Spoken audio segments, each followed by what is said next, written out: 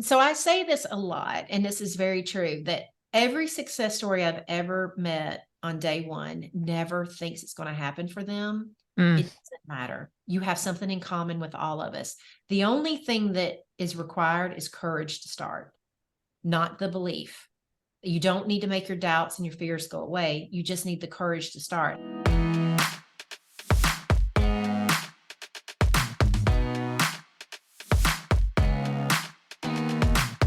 Welcome to Not Your Mama's Midlife Podcast with Stephanie Lee. On this show, we're going to talk about the experiences of high achieving women and men across industries and lifestyles who are at about the midpoint in their career and are no longer satisfied to let life happen to them.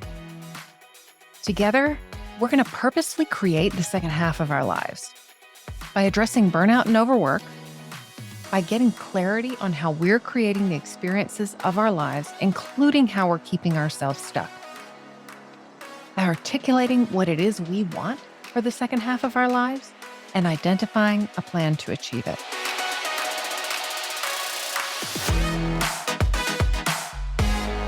Hello, and welcome to Not Your Mama's Midlife Podcast.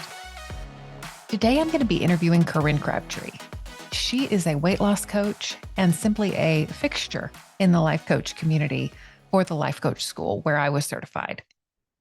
Several months ago, Corinne put a post in the private Facebook group that's utilized by those of us that were certified at LCS. She's doing a podcast tour, and she was offering to be on our podcasts of anyone who was interested in applying. And so I think I was sitting in the bathtub scrolling Facebook at the time, but I knew this was a now or never situation. And so I sat there and I filled out the application. And I thought my tiny little show is not going to be one that she selects with major reach so that she can promote a program. So I was shocked when I learned that Corinne actually accepted all of the invitations that were extended to her. So she has done over 60 podcast interviews over the course of the last few months.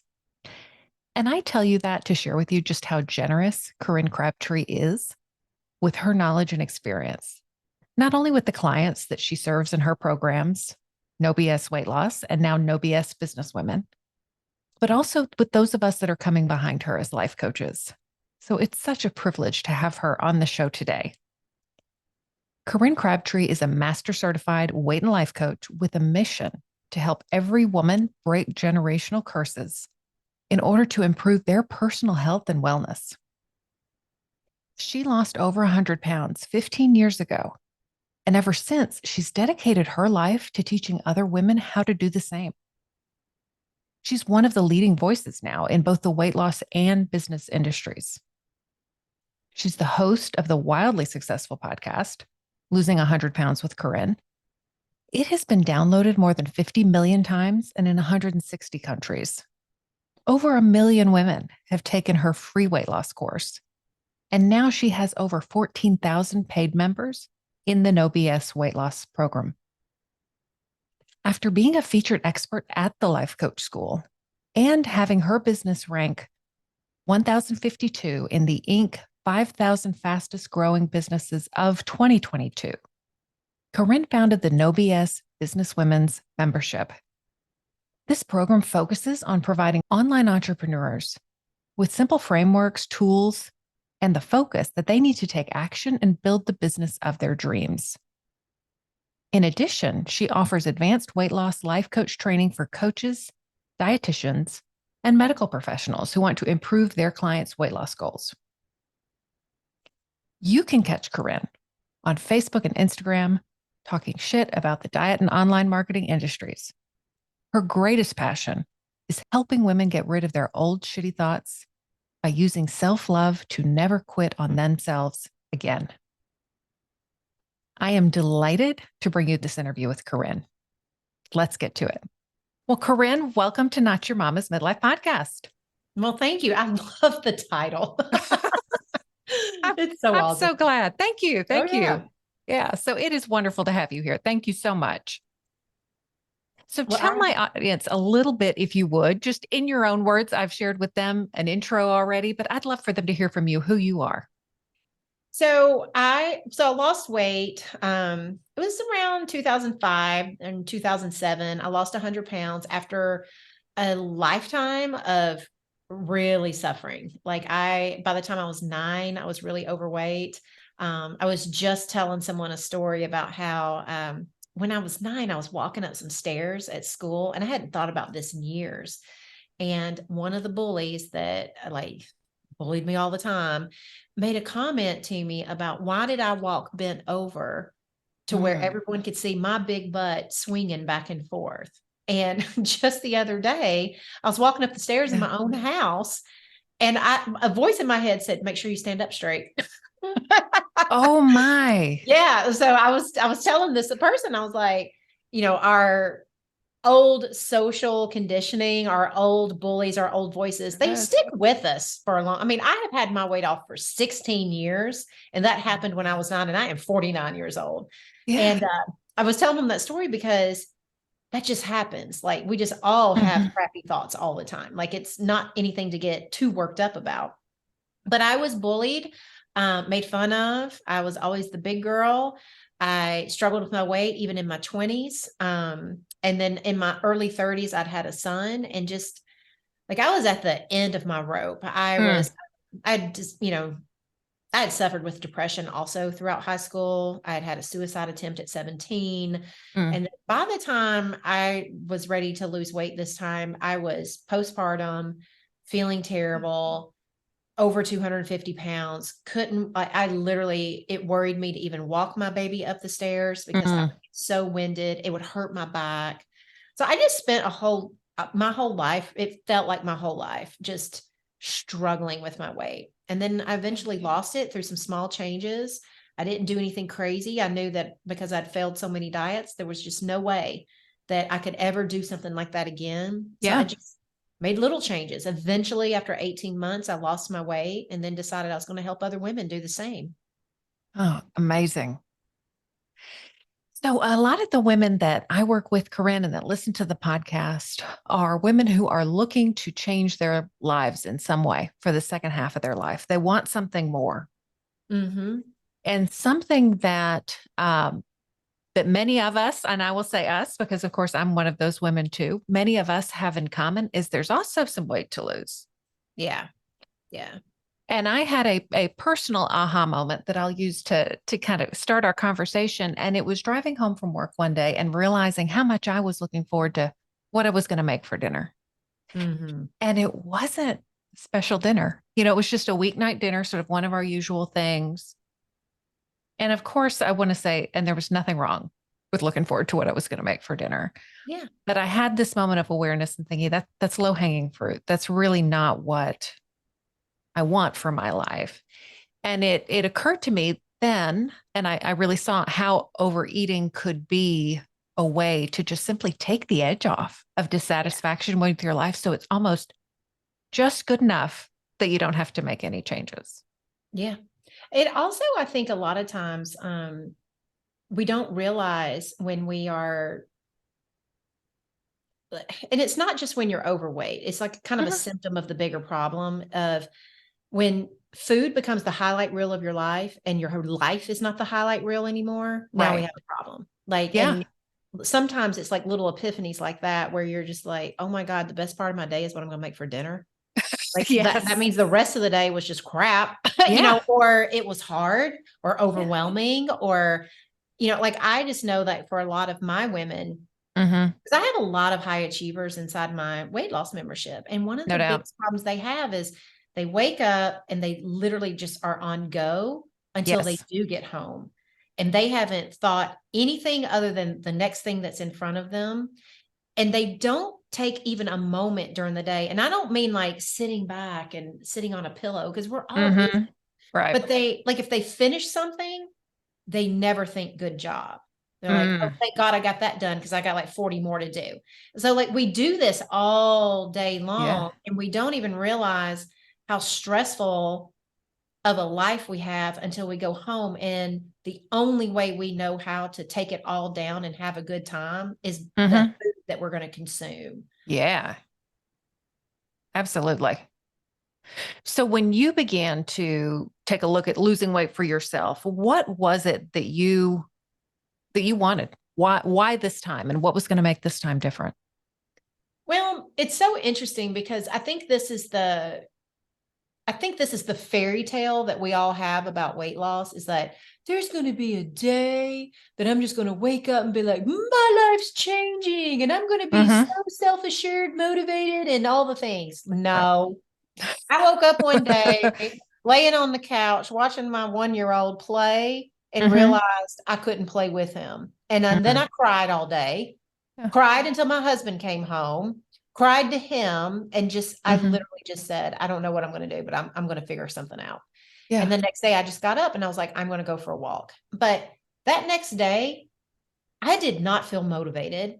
I did not feel better about myself. I was not suddenly like on a raging mission to accomplish something. I like literally felt really crappy about my life and just decided today I got to do something about it instead of whining about it. Like that was the big epiphany. It was not as parades and balloons and unicorns that I think a lot of us think's going to happen when we're going to make a big change. It's always every success story I've ever talked to in my membership. The day is so subtle. It was just like this one day we woke up and we did something different while we thought it would never work, while we thought that we probably couldn't do it, while we were riddled with not good enoughness and self-doubt.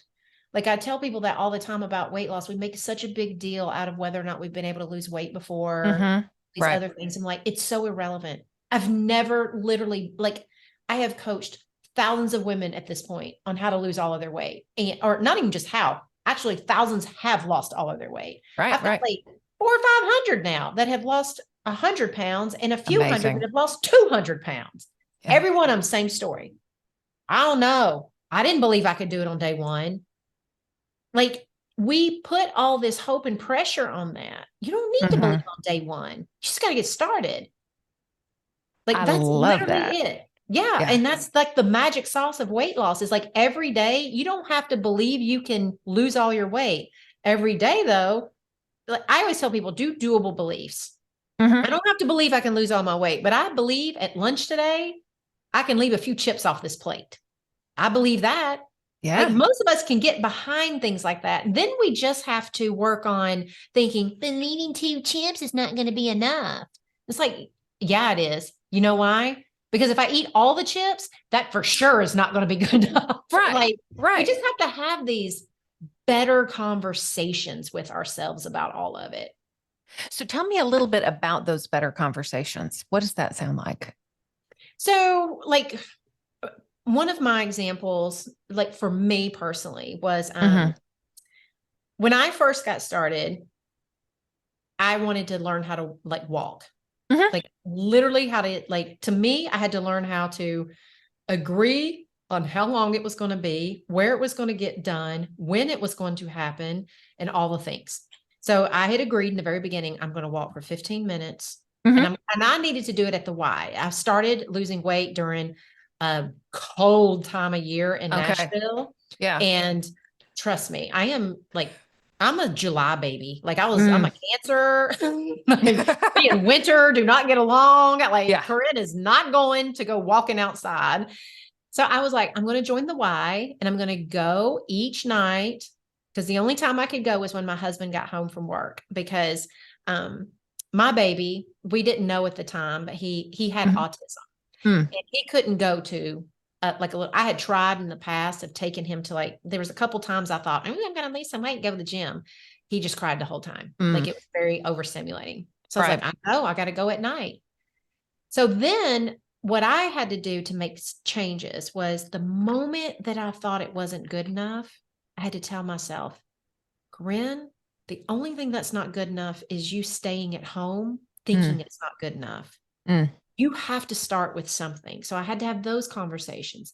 Then when I'd be driving over there, it would, now it wasn't that it wasn't good enough. It was like, oh my God, yeah, everybody's going to see the big girl walking. What if you don't even know how to use the treadmill? Like all the things. And I just be like, look, you're never going to learn how to use a treadmill unless you go in there and play with it. Like you don't even have to ask anybody, just hit buttons. It can't be that difficult. So yes, like I just had to have micro conversations with myself. It was like every step was full of doubt. And Mm. the only way that I was really going to be able to change was like, stop thinking I had to change everything I ate and everything I did. I had to pick something I could change, but then work on changing the thoughts I had around it.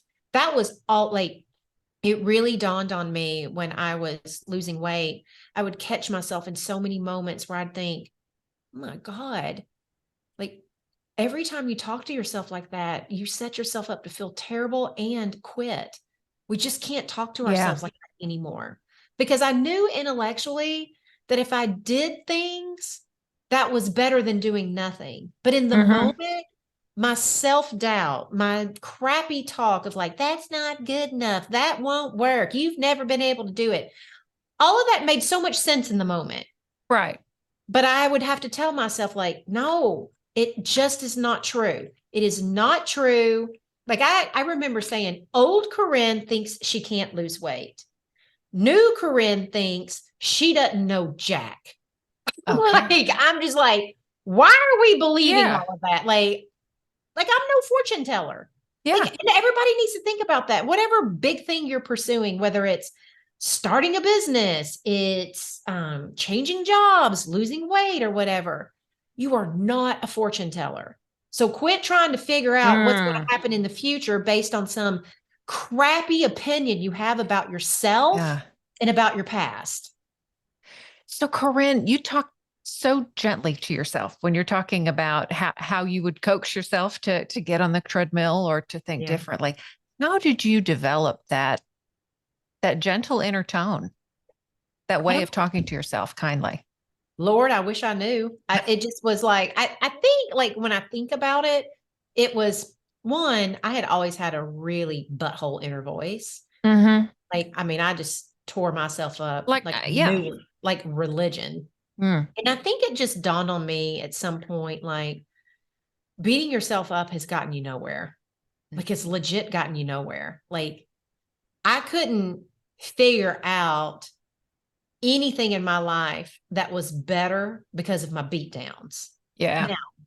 Like, and I have built now, well, I have one 8-figure business, a second Mm-hmm. 7-figure business, and we just bought a restaurant. Oh, yeah. And I have not always talked super nice to myself through all of it, but I never Mm-hmm. built those businesses on the back of self-deprecation Mm. or pushing myself. I built them because every time I was doing that, I would tell myself, no, like, you can do this, or we're not going to think like that, or that's not helpful. I literally built everything on this idea of, you have got to either cheerlead yourself Mm-hmm. or stop the bleeding, one or the other. Like, if I Yeah. can't get to where I talk nice to myself, I at least can draw a line in the sand and say, that crap doesn't work.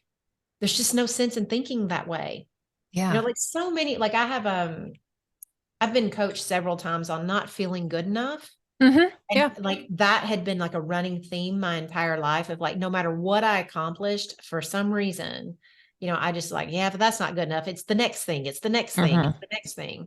I finally, one day, my coach just said, what is enough to you? And I couldn't even define it. And she just said, then quit telling yourself you're not good enough if you don't know what good enough is. And I never defined it, but I told Yeah. myself that from that moment on. I was like, stop holding yourself to some standard you're not even willing to set. Yeah.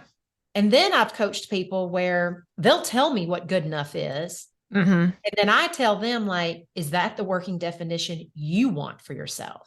Because Mm. if it is, then let's just talk nicer to ourselves to get there. But let's just make sure that, like, a lot of times what I find with women, especially in our 40s and 50s, because I'm Sure. 40, fixing to be 49, Mm-hmm. is when we examine our definition of good enough and we really look at it, it's not ours. It's something that our daddy said we should be. Mm. It's something that our best friend mentioned we should be. It's what society said would be good enough. Like, somewhere, a teacher, somewhere we learned it, and no one's ever opened our eyes to figuring out, like, what is good enough? Like, who do I want to be is the real question. Yeah. And define that and then work towards it and notice where you already are that person. So many of us are walking around already pretty freaking great and Yeah, giving ourselves no credit for it. absolutely. So many of the women that I talk to and work with believe that they have gotten where they are. They have gotten to their level of success by sort of berating themselves and telling themselves, you've got to do this, you've got to do that, you've got to do this better. You know, that sort of perfectionist inner voice. Yeah. I think that it's easy to make that assumption, but here's what I Mm-hmm. always try to challenge people on is when you say that. So like when you say you've got to do this, there's Mm-hmm. probably something running subconsciously that you're not listening to that's saying, and here's why it's actually really important to you. Mm. And we don't listen to that part. But so many of us, I always like to say this may help clear it up, is every inner voice that we have, every thought, every berating thing that we have is a messenger. It is a thought, it is a whatever it is, a feeling that is trying to communicate something to you. The problem is that most of our messengers learned how to speak like in terrible languages, Yeah. very salty. Yeah. Yeah. It's like Yeah. they went to sailor school and said, "Hey, teach me how to like motivate people," you Right. know. Right. So Yeah. it's the message behind it is worth seeking. It's Mm-hmm. just the messenger sounds like a butt.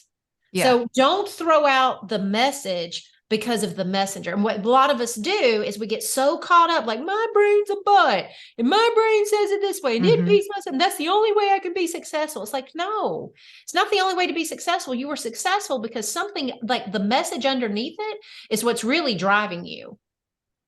The voice Mm. is probably what's driving you to eat a ding dong while you succeed, Right. and go grab some Twinkies because of it. But that, like, I always challenge people. It's like, if to achieve what you did, there was always a why, there was a purpose, there was something inside you that Mm-hmm. made complete sense and that you wanted, or you wouldn't have done it. Because if you were vehement against doing it, most humans won't do it. We will find a way out Yeah. of things. Yeah. So it's just like a concept I think that a lot of people don't really understand. It's like most of us who've been hard on ourselves all of our lives, we just get confused that that's why we were doing things. It was Mm-hmm. just the instructions for the inner message that we really wanted. So now we just changed the messenger. It's like, you're Yeah. fired. I'm going to go and buy the nice one now. Well, and it just feels so much better to speak Yeah. kindly to yourself. Yeah. But we do, people do feel like that's somehow letting themselves off the hook. Yeah, letting You know. yourself off the hook. This is what I always tell people. Like, really define what letting yourself off the hook is. Being Mm-hmm. nice to yourself isn't letting yourself off the hook. Now, Agreed. Yeah. saying like if you decide, I don't know, you're going to do something today on your calendar and you decide to just blow it off and do something else, go shopping or just not Right. do it, work on Right. something else. Letting yourself off the hook would be noticing that pattern and saying, oh, it's okay. It doesn't matter. Mm. That's letting yourself off the hook. That's not even compassionate because it does matter. If honoring your calendar matters to you, telling yourself it doesn't matter and it's okay is not nice either. No, It it's not. sounds Agreed. nice, Yeah. but it's not nice. The better thing is, let's figure out why we decided not to do that. There must be something going on. Mm. Like, it's not the end of the world that you didn't do it, but it's not who you want to be either. Right. That's not letting yourself off the hook. That's being truthful and honest. And I think that's a lot of times people think like, well, if I'm not being a total butthole to myself, now I have to be like, I could never challenge This myself. indulgent. Right. Right. Yeah, I can't be honest with myself. Like, I think the nicest thing we do is tell ourselves the truth. Like for me, if Absolutely. I'm blowing something off, I'm like, let's just tell ourselves the truth. Like I'm getting ready to teach this class inside my membership Mm-hmm. in July, and it's called No Excuses Weekend. And one of the things I tell them is there's a difference between I can't do something and I won't do something. And so a Mm. lot of times telling ourselves the truth is like, it's not that I can't follow this, and it's not that it's okay. It's I wouldn't do this because of this reason. And I just want to know the truth. So I want to make sure that I'm actually operating from the reasons I like, that I'm not operating Absolutely. from a bunch of crap. So what became available to you, or what becomes available to your clients when they change this way of speaking to themselves? Usually it's like, especially when it comes to weight loss, Hmm. um, the main reason, like if you think about reasons why we tend to overeat, it's to get Right. a, like we're either Is getting a break from ourselves, we're hmm getting a break from our life. A lot of my clients, whenever they Yeah. feel really just sad, downtrodden, broken, lonely, anything like that, Yeah. they don't know Yeah. what to do other than eat. So if you think about your inner self-talk, if you're constantly viewing your world and viewing yourself and generating so much negative emotion, you Mm, leave your brain no option other than to rescue you. Because your brain is like, oh, I don't want you to feel bad, honey. yeah. And most of us, we have one tool. Like when you suffer with your weight, you got one tool in the toolbox when it comes to feeling terrible. Right. Eat something. Eat will feel better. And it does because of two Yeah. reasons. Food will always, number one, release some kind of chemical. So you're just going to feel a Right. little better anyway. But the main reason that most people don't realize is when you eat, your brain stops thinking about you being a problem and it starts being like, num, num, num, this tastes really good. Yeah. Yeah. Yeah, you're going to feel leveled up because you're not having that conversation anymore. So the answer isn't to just keep eating. The answer is if you actually want to feel better, it's get aware of the conversation and let's change the root cause of the problem. Mm, When you change that, you take away food urges. Your brain doesn't have to, like, if you're not feeling bad all the time, this is what happens with a lot of my clients. They're like, I don't know, when we first got started, it was kind of hard because I didn't like how I thought and stuff. But once this makes sense. I started feeling better. It's amazing. I don't even want ice cream at night anymore. It's like, yeah, because it's not your best wow. friend anymore. You are becoming your best friend. You've Yeah. replaced it. What kind of doors open up for your clients when this happens for them, when they become their own best friend? A lot. Like I will tell you, like I love helping women lose weight. That's Yeah. such a passion of mine. But my best days are Hmm. to see women who like for the first time are getting into pictures with their children Oh. and like they haven't even lost their weight yet, but because they don't beat themselves up all the time Hmm. and they're just taking better care of themselves. We talk a lot about not missing moments in life and all this other stuff. And when they start really thinking about their life, they start thinking, I'm going to be in pictures with my kids. Mm. They're so proud of themselves. I have a lot who they get new jobs. They start really believing in themselves, like, I don't think I have to stay at this job anymore. I'm going to put myself out there and just see what happens. The next thing you know, they're making more money. And it's not because they lost weight. It's because they Right. lost their mental weight that had been slowing them down. A lot of them start businesses. I have 12 coaches on my team. They Hmm. were all no BS weight loss clients and Yes. they all went to life coach school and then they all became coaches for me. And some of them were PTs. One was an Hmm. accountant. Oh Two of my. them Yeah. actually were Yeah. accountants, actually, like all kinds of walks of life. And like it's not about the weight loss. It's when you change like how you Hmm. think about yourself, you become braver, you become more courageous, you're not as afraid of risk. Like when you really have your own back, like Yeah. I have my back, you have a much bigger risk tolerance in life. You're willing to have more honest conversations with people. A lot of my women, their marriages have improved because because they actually like themselves. Hmm. They're not like needing their husbands and their wives to fill the gap anymore. A lot less Mm. pressure on them to do that. I was telling a story the other day about how when I first started with Chris in Hmm. our marriage, that I used to always say things like, "You're never going to leave me, right?" Or I would say, "I don't like I'm just so lucky to have you because no other man would want me," and stuff like that because I Yeah. had such a low self-regard. But I was also baiting him because I Yeah. couldn't love me. I needed him to love me. Mm. Otherwise I had no love. And then when I started like really working on how I talk to myself and stuff, I stopped doing all that. And we were talking about it the other day and he was just like, yeah, you never rely on me to feel good about yourself anymore. He's like, it's so freeing for me because now I get to just love you. And he told me too, there were several times in our marriage where, and this happens with my clients all the time, Sure. where he would tell me things about me that, like, quite lovely things, Mm-hmm. and it would set me off. Mm, Like I would like argue with him that it wasn't true, that he must want something, like, because in my mind there was so much wrong with me because of my body that right. when somebody else even tried to give me love, like unsolicited love, it would like be a threat to my identity. So it just, I don't know, you just get to have better relationships. You're braver, you're more courageous. I mean, I just see my women doing phenomenal stuff all the time. And I'm like, hallelujah. We're not all just sitting around trying to lose weight so we can have a better life. We're having a better life because we're creating a better internal life for Mm. ourselves. That makes the weight just come off so much easier.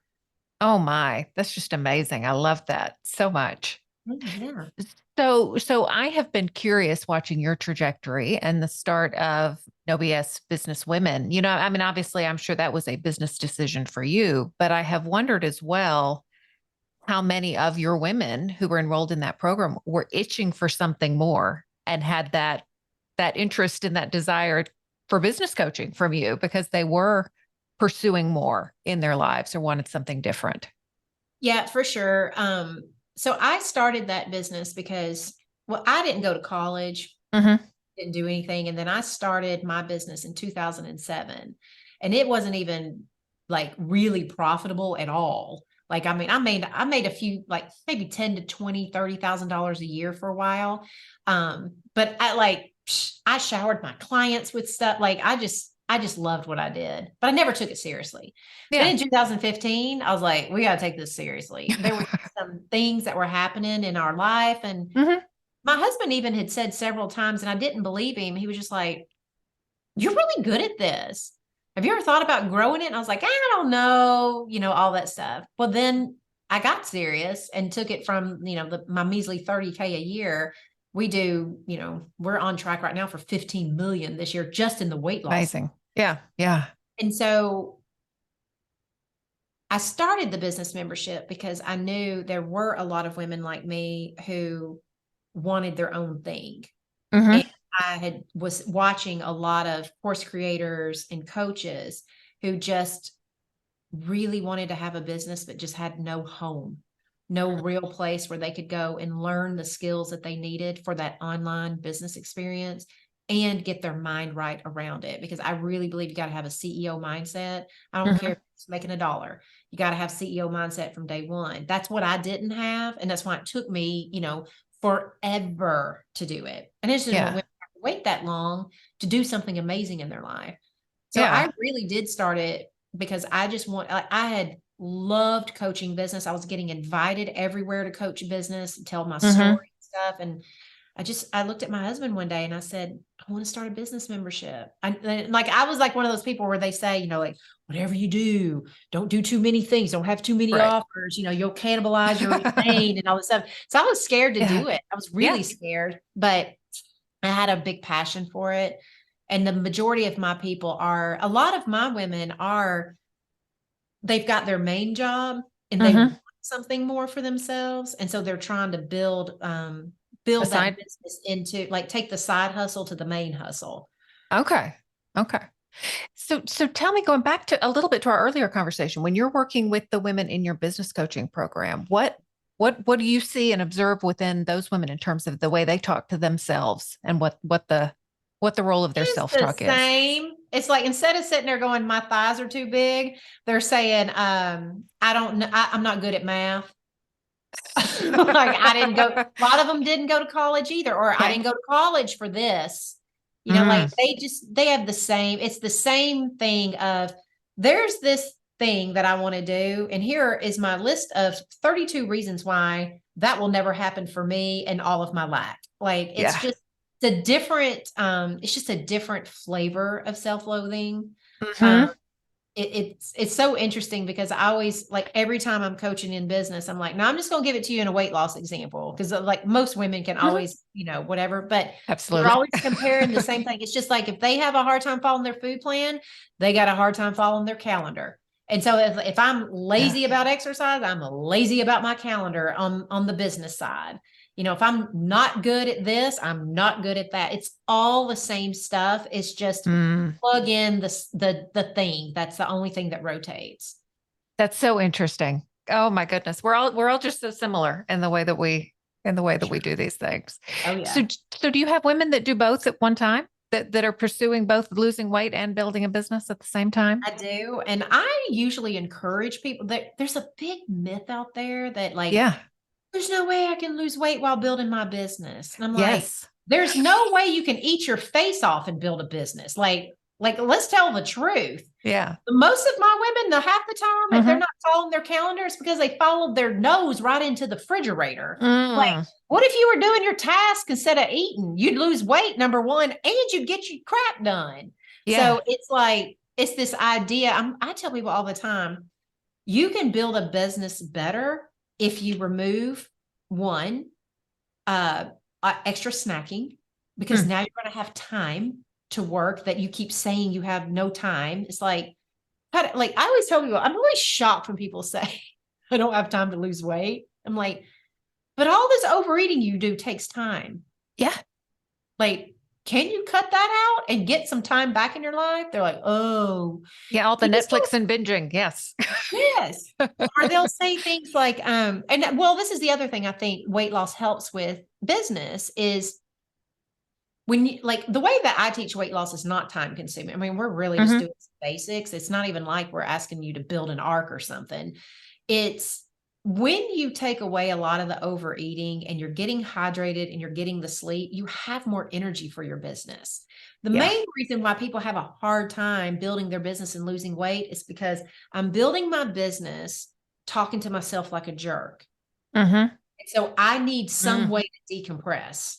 And so I'm going to eat and then blame my business for it instead of blaming me for talking to myself like a jerk.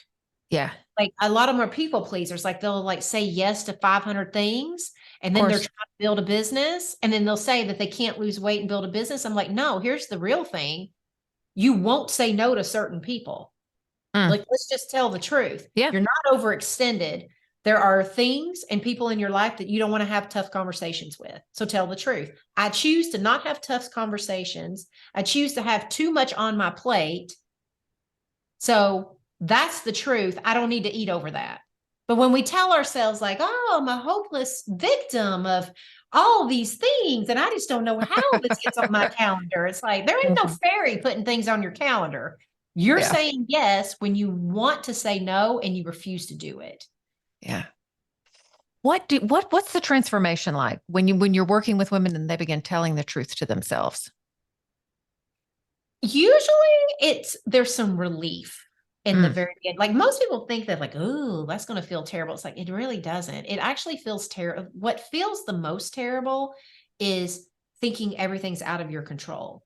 We feel Yeah. very helpless and overwhelmed when that's happening. When you're telling the truth, it's like, usually it's like there's a big sigh of relief, like, at least I know the problem now.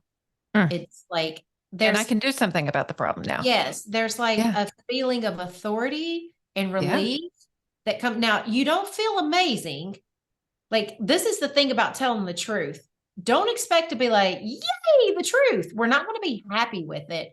We're going to Hmm. feel though aware, focused. We're going to realize I have control. You're going to feel Mm. responsible, authority.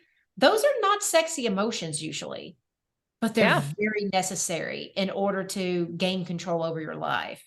And but they also feel better than helplessness, victimy, out of Sure do. control. Like that's a level up. And then eventually, when you're doing that, when you start taking control, then we start feeling the like powerful. We start feeling Mm. proud of ourselves. We start creating like different results in our life where we have different things to think about. I tell people all the time, like, look, I don't care if you believe you can lose weight or not. I really don't. Nobody should care whether you believe you can lose weight or not. It's just not required to do it. But sometimes the easiest way to believe in yourself is to, in the moments that you're doubting the most, do it anyway, so that tomorrow you can wake up and think about something new, instead of waking up every day thinking about the same tired crap of like, I didn't do it again. At least for a day, make yourself do something knowing you just want something new to think about tomorrow. Tomorrow, I will decide if this is something I'm going to keep doing or not, but I'm not going to decide before I even try. Yeah. Corinne, this has been incredible. I so appreciate your time. Is there anything else that you would like to share with the woman who is wanting to change her life in some way and who's feeling stuck, not sure how to move forward? So I say this a lot, and this is very true, that every success story I've ever met on day one never thinks it's going to happen for them. It doesn't matter. You have something in common with all of us. The only thing that is required is courage to start, not the belief. You don't need to make your doubts and your fears go away. You just need the courage to start. I was telling somebody yesterday about how courage is never needed unless you're scared of something. Yeah. Why would you need courage? So for all of them who are, because I think in your 40s and 50s, it can be kind of, it's like we want it so bad. I feel like our fifth, especially when you're around the 50s, right? It's like rebirthing thing. I think we want to do. It's like life is just changing. And we also, at that age, I think we come upon this like level of, there's stuff I do and don't want to tolerate in life anymore. Like we're seasoned and mature enough to start really drawing a line. Absolutely. And it's those moments when we have that yearning that we just have to go for it and use the courage and not wait to believe in ourselves. It's like, it can happen at any age. Yeah. As long as you just decide to get started. Getting started is the most important thing. Yeah. Wonderful. Awesome. Thank you so much, Corinne. I appreciate it. This has been amazing. Yeah. Well, thank you for having me. Thank you. Hey, everybody. I'm jumping in after having recorded the episode and realizing as I edited that I didn't ask Corinne how you could find her in the world. And so I want to jump in here quickly and just point you in the right direction so that you are able to find her. So first, you would want to find her at her Losing 100 Pounds podcast. And so that is going to be available on all the usual podcast players. Corinne is also, of course, on Instagram at Corinne_Crabtree and at No BS Business Women. Also on Instagram, you can also find her at nobsfreecourse.com. That's going to be her free course that I mentioned over 1 million people have downloaded, as well as the weightlossuniversity.com. And now that's going to be her advanced weight loss coaching certification. And you can find Corinne's new business membership at nobsbusinesswomen.com. I will have links to these, of course, in the podcast description. All right. I hope you all enjoyed that interview with Corinne Crabtree. Corinne, once again, I am so appreciative. Thank you so much for coming on the show. If you are enjoying Not Your Mama's Midlife podcast, please hop over to Apple Podcasts and leave a rating and review. It really does help others to find the show. I have had a great time chatting with Corinne and chatting with you this week. And I hope to see you back here next week on Not Your Mama's Midlife podcast. Check us out on your favorite podcast player or YouTube. I look forward to chatting with you again soon. Bye.